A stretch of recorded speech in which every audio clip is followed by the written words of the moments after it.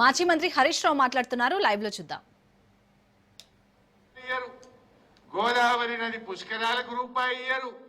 మరి ఏం చేసింది బీజేపీ? ఇంకోటి చెప్పాలి మీకు, మన ఎల్లారెడ్డి, మన నిజామాబాద్ అన్నపూర్ణ జిల్లా అంటారు దీన్ని. వరి ధాన్యం అద్భుతంగా పండించే జిల్లా. ఇవాళ కేసీఆర్ నాయకత్వంలో 10 ఏళ్లల్లా దేశానికే ధాన్యాగారంగా కేసీఆర్ మార్చిండు. ఇవాళ ఈ దేశంలో అత్యధిక వరి పండించే రాష్ట్రం ఏది? తెలంగాణ. ఇవాళ ఒకప్పుడేమో మనం బియ్యం తెచ్చుకుందాం పక్క రాష్ట్రాలకి, ఇప్పుడు సగం దేశానికి అన్నం తినిపిస్తుంది తెలంగాణ. సగం దేశానికి అన్నం పెడుతుంది తెలంగాణ. వాటికినే అయిందా? ఏమన్నా మంత్రం వేస్తే అయిందా? 24 గంటల కరెంట్ ఇచ్చిండు కేసీఆర్. రైతు బంధు పథకం తెచ్చిండు కేసీఆర్. మిషన్ కాకతీయలో చెరువులు బాగా చేసిండు కేసీఆర్. ఇవాళ ప్రాజెక్టులు కట్టిండు కేసీఆర్. పెండింగ్ ప్రాజెక్టులు పూర్తి చేసిండు కేసీఆర్. పండిన పంటను ప్రతి గింజ కొన్నది కేసీఆర్ ప్రభుత్వం.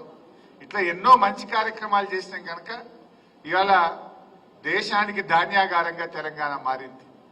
అయితే ఈ ముచ్చట ఎందుకు చెప్తున్నా అంటే 2014లో ఢిల్లీలో బీజేపీలో అధికారంలోకి వచ్చింది. మీ అందరికీ తెలుసు. ఇక్కడ మనం వచ్చినాం, ఢిల్లీలో బీజేపీ వచ్చింది. 2014లో బీజేపీ అధికారంలోకి వచ్చినప్పుడు గోధుమల మద్దతు ధర 1400, వడ్లకు మద్దతు ధర కూడా 1400. గోధుమలు 1400, వడ్లకు కూడా మద్దతు ధర 1400. కానీ ఈ రోజు ఏం జరిగింది మీకు తెలుసా? మొన్న గోధుమల మద్దతు ధర 169 రూపాయలు పెంచింది. గోధుమలకు మాత్రం బాగా పెంచిండ్రు, వరికి మాత్రం పెంచలే.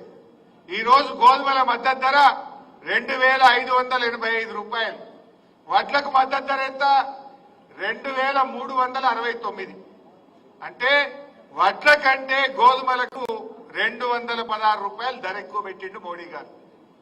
మరి బీజేపీ గవర్నమెంట్ వచ్చినాడు 2014లో వడ్లకు 1400, గోధుమలకు 1400, రెండిటికి సేమ్ ఉండే మద్దతు ధర.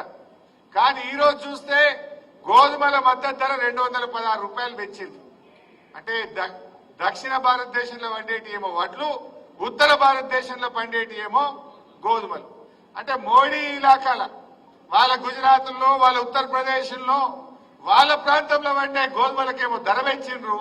మన తెలంగాణలో, మన దక్షిణ భారతదేశంలో పండే వడ్లకు మాత్రం ధర కమ్మి చేసిండ్రు. క్వింటల్కు 216 రూపాయలంటే 30-35 క్వింటలు పంటాయి ఎకరానికి. అంటే ఎకరం మీద తెలంగాణ రైతు ఒక 6-7 వేల రూపాయలు నష్టపోతుండా లేదా? పెట్టుబడి అయితే సేమ్. నువ్వు ఆనాడు 1400 గోధుమలు ఉండే, 1400 వడ్లు ఉండే. ఇప్పుడు కూడా అదే ధర ఇచ్చుంటే మా తెలంగాణ రైతుకు ఎకరానికి 6-7 వేల రూపాయల లాభం వచ్చునా రాకపోనా? అంటే ఎంత నష్టపోయినట్టు ఈ 10 ఏళ్లలో? ఎన్ని క్వింటాలు, ఎంతమంది రైతులు, ఎన్ని కోట్ల రూపాయలు ఈ తెలంగాణ నష్టపోయింది? మరి సబ్కా సాత్ సబ్కా వికాస్ అంటే ఇదేనా? ఇది బక్వాస్ కాదా? సబ్కా సాత్ సబ్కా వికాస్ అంటే మరి మన వడ్లకు కూడా గోధుమలతో పాటు సమానంగా 2585 రూపాయల మద్దతు ధర ఇవ్వాల్సినటువంటి అవసరం ఉంది. దీని మీద బీజేపీ ఎంపీలు అడుగుతాడా? కేంద్ర మంత్రి కిషన్ రెడ్డి నోరిపుతాడా? బండి సంజయ్ మాట్లాడతాడా? ఒక్కరు కూడా మాట్లాడరు. వీళ్ళకి వాళ్ళని చూస్తేనే భయం పట్టుకుంటుంది. మరి అదే బీఆర్ఎస్ ఎంపీలు ఉండుంటే నువ్వు ఏదైనా గోధుమలకు బాగా పెంచినావు, మా వడ్లకు ఎందుకు ఇవ్వని ఇలా గట్టిగా అడిగే సత్తా ఒక బీఆర్ఎస్ పార్టీకి మాత్రమే ఉంటది అనేటువంటి విషయం నేను మీకు మనవి చేస్తా ఉన్నా. ఇవన్నీ మనం గమనించాలి. ఇలా మన బడ్జెట్ పెట్టిండ్రు, కేంద్ర బడ్జెట్ పెట్టిండ్రు. కేంద్ర బడ్జెట్ లో ఆంధ్రప్రదేశ్ కి ఏమో స్పెషల్ ప్యాకేజీలు ఇచ్చిండ్రు. తెలంగాణకి ఏమైనా ఇచ్చిండ్రా? ఆడ అమరావతికి ప్యాకేజీలు ఇచ్చిండ్రు, విశాఖకు ప్యాకేజీలు ఇచ్చిండ్రు, విశాఖ ఉక్కుకు ప్యాకేజీలు ఇచ్చిండ్రు. సరే వాళ్ళకి ఎందుకు ఇచ్చిండ్రని నేను అంటలేను, ఇయ్యండ్రి, బరాబర్ ఇయ్యండ్రి. కానీ తెలంగాణకి ఎందుకు ఇయ్యరు? ఇవ్వమని ఈ తెలంగాణ బీజేపీ ఎంపీలు, కేంద్ర మంత్రులు ఎందుకు నోరు విప్పరు అని నేను అడుగుతా ఉన్నా. మరి దేశం కోసం అంటే దేశంలో తెలంగాణ లేదా? కేంద్ర బడ్జెట్లో గుండుసున్నా, గోదావరి పుష్కరాల్లో గుండుసున్నా, మెడికల్ కాలేజీల్లో గుండుసున్నా, నవోదయ విద్యాలయాలు ఇవ్వమంటే గుండుసున్నా, చివరికి వడ్లకు మద్దతు ధర ఇవ్వమంటే మొండి చేయి చూపిస్తుంది. మరి ఏం చేసినట్టు ఇది సబ్కా సాత్ వికాస్ అవుతుందా? ఇది బక్వాస్ కాదా? మరి ఎందుకు బీజేపీకి మనం ఓటేయాలి? బీజేపీకి ఓటేసిన పాపానికి ఒక్కొక్క రైతుకు ఒక ఎకరానికి 7,000 రూపాయలు నష్టం జరుగుతా ఉంది.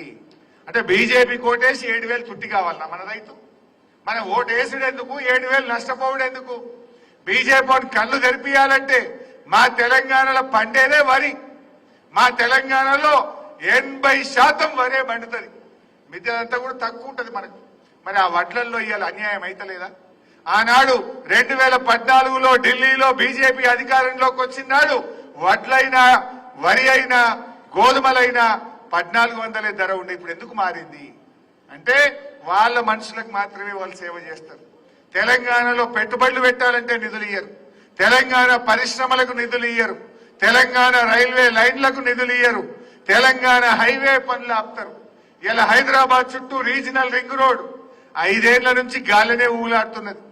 అది ముందుకు పోతలేదు. రేవంత్ రెడ్డి అడగడు, మోడీ ఇయ్యడు. అంటే ఈ రోజు మనం ఆలోచించాల్సింది తెలంగాణ ప్రజలు, రేపు మనం గవర్నమెంట్ ఎట్లా వస్తుంది?